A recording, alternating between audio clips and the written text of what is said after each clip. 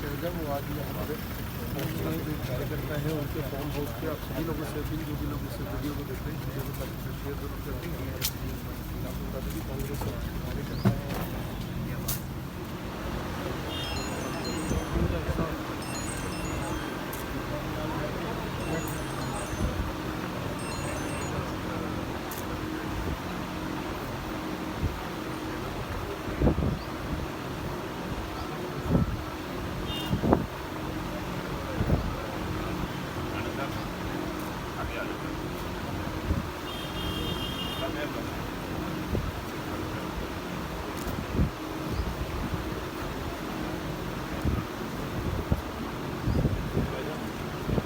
जी, आज हम यहाँ आए हैं संदीप जी के माता जी के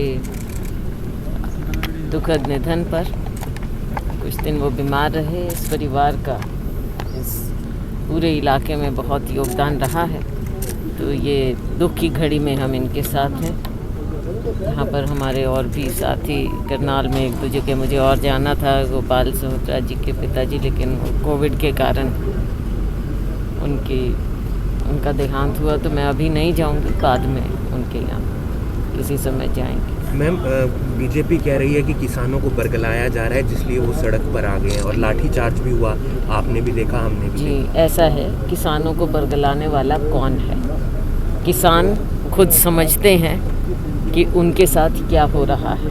कोई बाहर से नहीं आ रहा उनको बरगलाने के लिए। किसान समझदार लोग हैं, और अगर किसानों की ये भारतीय जनता पार्टी सरकार सुनती तो शायद ऐसी स्थिति पैदा ना होती। कोई भी कानून लाने से पहले जो स्टेक होल्डर्स हैं उनसे बातचीत करना ज़रूरी होता है। इन्होंने किसी बातचीत में कभी विश्वास तो रखा नहीं। आप देख रहे हैं ऊपर से नीचे एक के बाद एक काले कानून ले आते हैं और लोगों को मजबूर कर देते हैं कि वो सड़क पर उतरें। पिछले दिनों भी आपने देखा कि किसान लोगों को सड़क पर मजबूरन उतरना पड़ा, और उन पर किस तरह से इन्होंने लाठीचार्ज किया।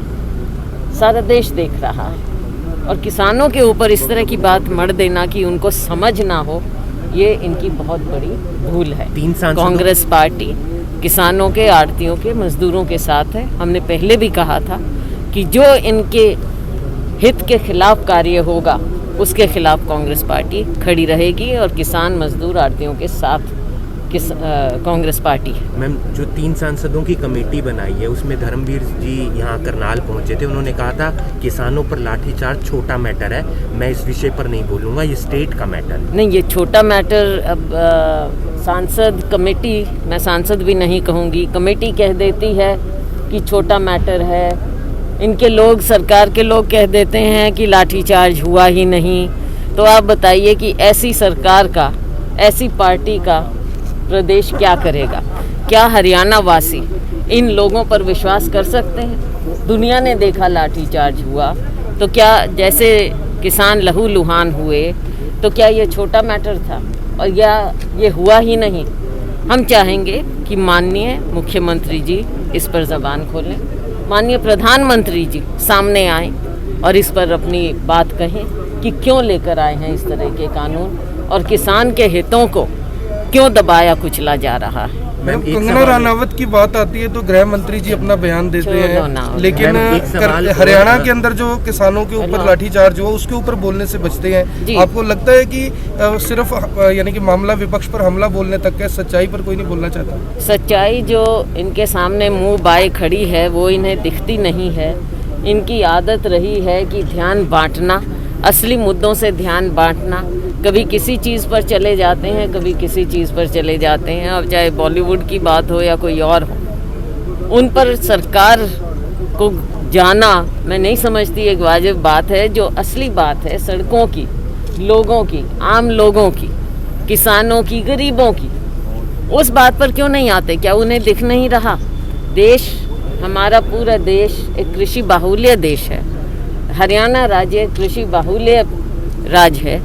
तो मुख्यमंत्री और प्रधानमंत्री जी को इन मुद्दों के बारे में देखना चाहिए, सोचना चाहिए, और लोगों के सामने असली बात लेकर आना चाहिए। जब ऐसे मुद्दे होते हैं तब तो वो आँख मींच लेते हैं। जब लोगों की बात होती है आँख मींच लेते हैं। जब आम किसानों की, लोगों के, जन की बात है तब कभी मोर को दाना खिलाने लगते हैं। तो ना इनको हमारी अर्थव्यवस्था जो बिल्कुल नष्ट हो चुकी है वो दिख रही है, ना हमारे किसानों की बदहाली दिख रही है, गरीबों की बदहाली, आड़तियों के, ये इनको दिखता नहीं है।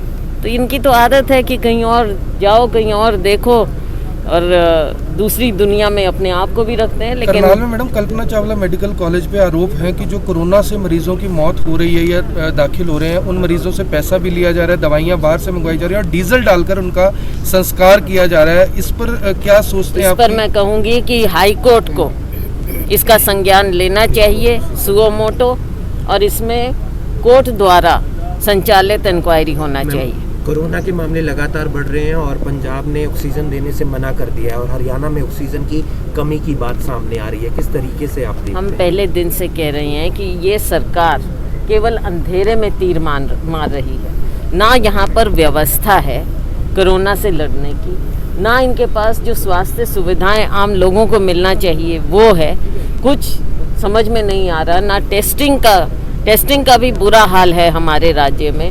तो असली पिक्चर क्या है ये तो अभी तक छिपी की छिपी हुई है।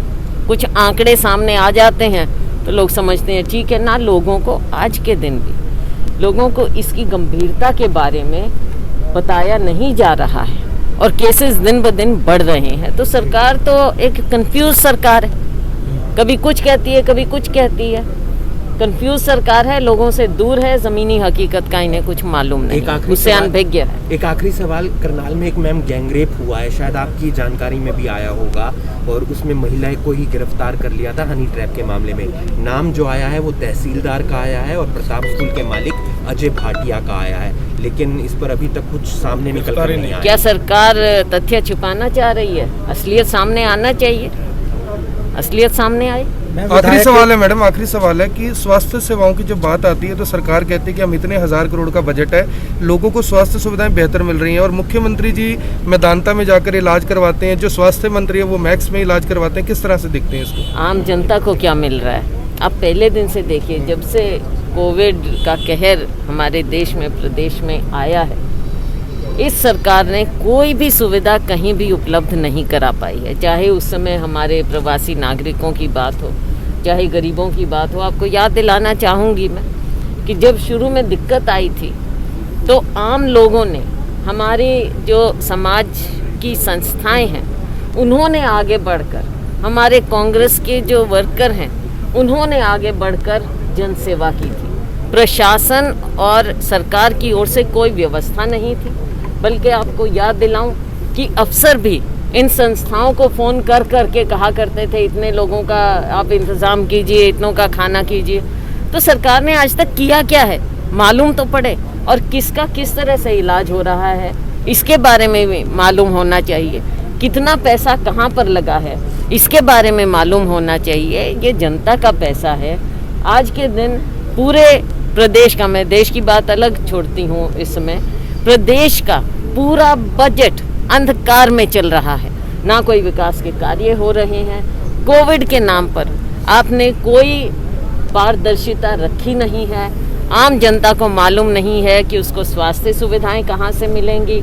आम जनता को मालूम नहीं है कि विकास के कार्य कैसे होंगे। जो गरीब लोगों के लिए स्कीमें आई थी उनका कुछ मालूम नहीं, मनरेगा का कुछ मालूम नहीं। बड़े बड़े घोटाले दिन ब दिन होते चले जा रहे हैं। जिस